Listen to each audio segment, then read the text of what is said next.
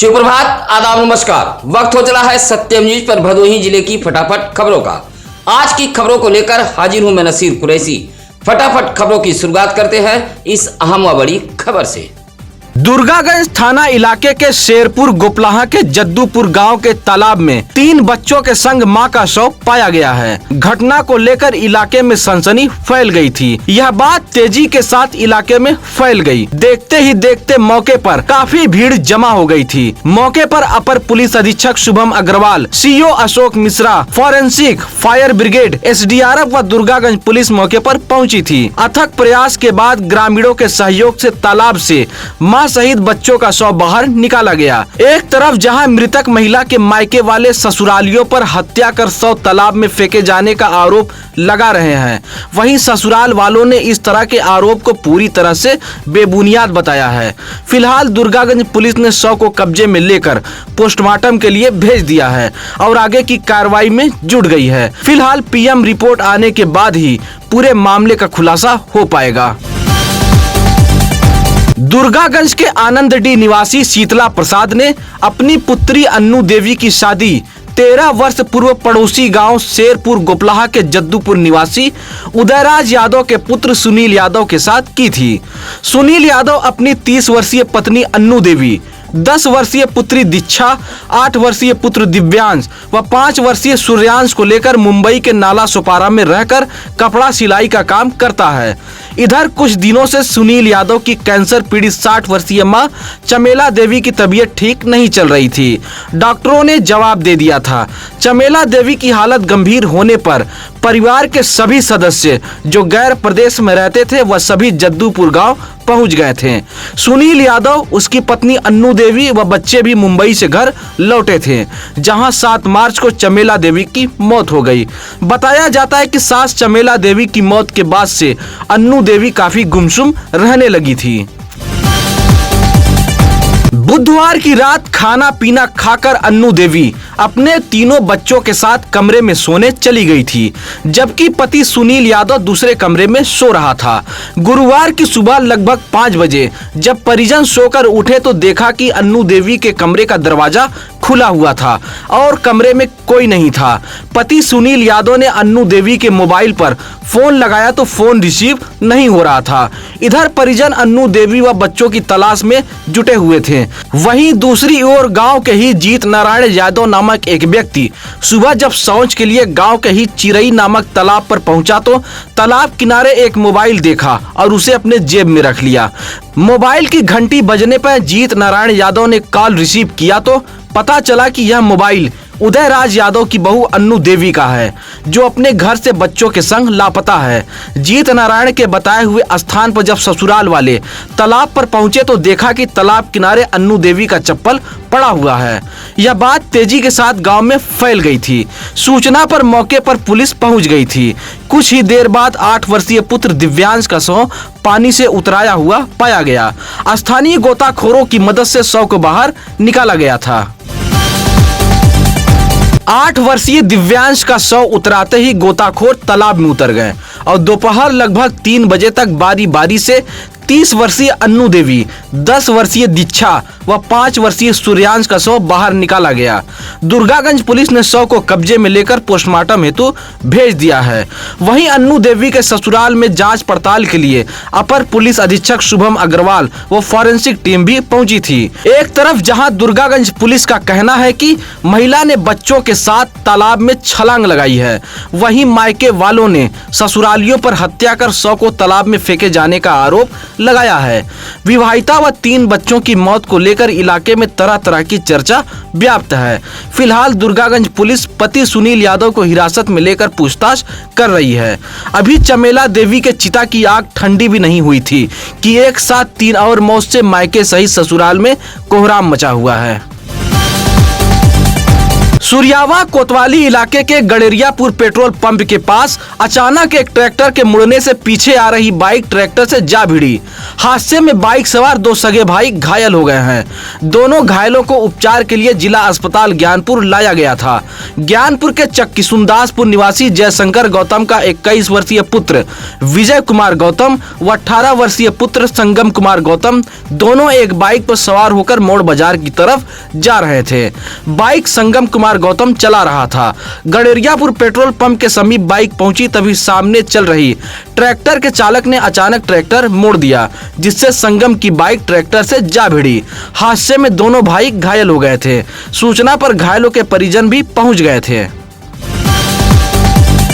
गोपीगंज के सुमेरी पट्टी अमुआ गांव में एक बड़ा हादसा हुआ है। रेलवे ट्रैक पार कर शौच जाते समय ट्रेन के चपेट में आने से 42 वर्षीय संतलाल मौर्य नामक शख्स की मौत हो गई है। संतलाल मौर्य घूम घूम कर गरम मसाला बेचते थे। गुरुवार की सुबह लगभग 8 बजे गांव के रेलवे ट्रैक को पार कर रेलवे लाइन उस पार शौच के लिए जा रहे थे, जहां प्रयागराज से वाराणसी जाने वाली पैसेंजर ट्रेन ने टक्कर मार दी। मौके पर ही संतलाल मौर्य की मौत हो गई थी। उधर हादसा होते ही इलाके में हड़कंप मच गया था। मृतक संतलाल मौर्य की पत्नी गायत्री देवी संग परिजनों का रो रो कर बुरा हाल है। मृतक संतलाल मौर्य को 5 संतान है। सबसे छोटा बच्चा अभी 10 दिन का है। फिलहाल पुलिस ने शव को कब्जे में लेकर पोस्टमार्टम हेतु भेज दिया है। गुरुवार को भदोही जिले का मौसम अचानक बदल गया। आंधी व बारिश से काफी नुकसान हुआ है। तेज हवा से जहां कई छप्पर टीन शेड मढ़े उड़ गए, वहीं बारिश से खेत में रखी गेहूं की फसल को भी नुकसान हुआ है। आंधी व बारिश से किसानों की चिंताएं बढ़ गई हैं। गुरुवार को अचानक बादल छा गए और तेज हवा के साथ बारिश होने लगी। अप्रैल में तापमान का आंकड़ा 40 पार कर गया था, जिसके कारण लोगों को भीषण गर्मी का सामना करना पड़ रहा था। लेकिन गुरुवार को अचानक भदोही जिले का मौसम बदल गया, जिससे जनपद वासियों को काफी राहत मिली है। उधर ज्ञानपुर कोतवाली इलाके के प्रतापपुर महदवा में राजकुमार गौतम का मढ़ा तेज हवा से गिर गया था।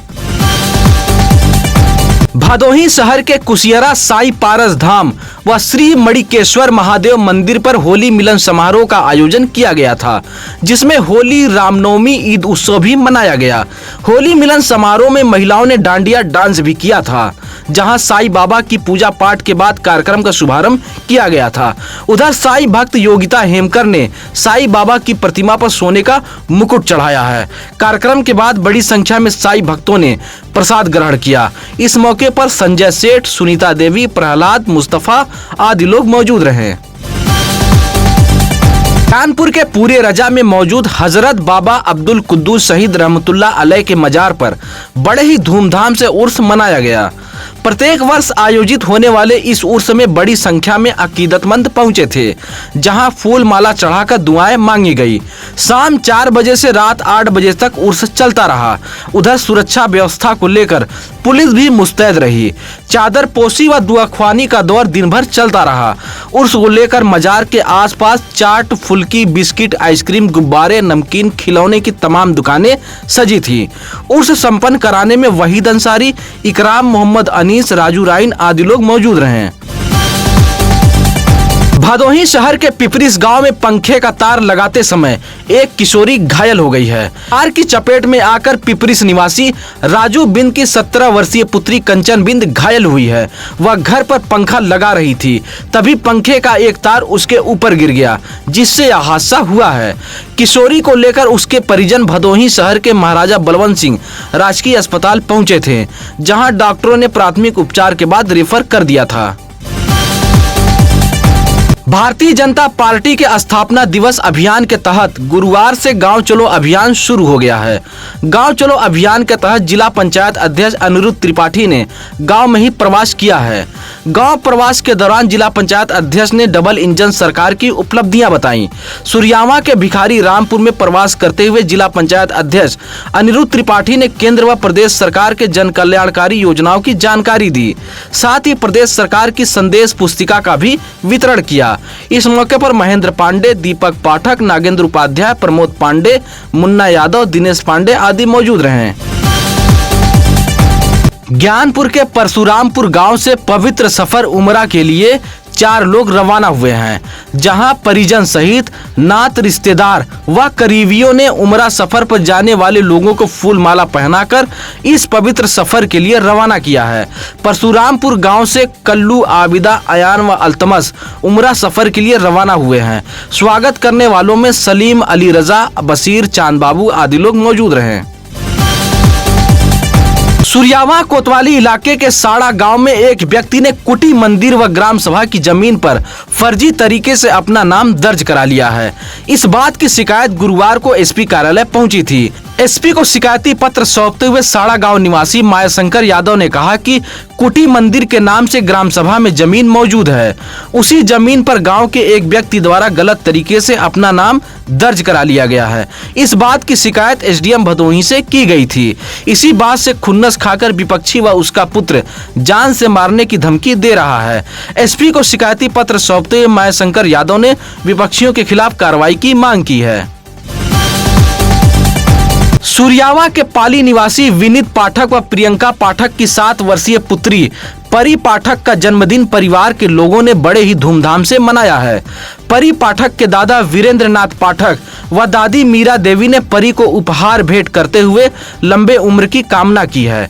इसी तरह परी के बड़े पापा नवीन कुमार पाठक ने सोने की चेन उपहार के रूप में भेंट किया है।